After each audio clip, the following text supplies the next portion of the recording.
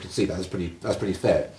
If I turn the cards over, now, Gabby, you're going to help me again here, okay? Are you observant? Yeah. Okay. Where's the black's in the centre, isn't it? What's this? Where's the black now? Now where? No, I'm not going to worry you here, because all I can tell you now, it's not on top. It's not on the bottom.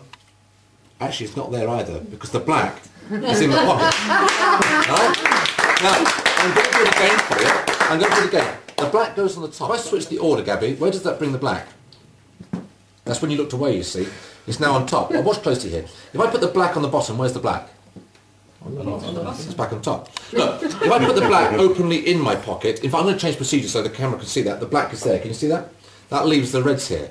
Watch. 1, 2, 3 red court cards, 1 black spot card. The black goes to the bottom of the 3 reds. Where is the black for £1,000,000?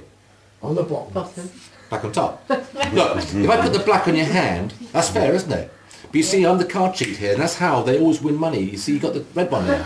Now look, that leaves 2 reds and 1 black. So finding the reds has to be a better option, doesn't it? Because the odds. Where are the reds? Do you know why you're never going to win this? Well, I've actually got 1, 2, 3 blacks, and that's why you'll never win this kind of stuff. Thank you very much indeed.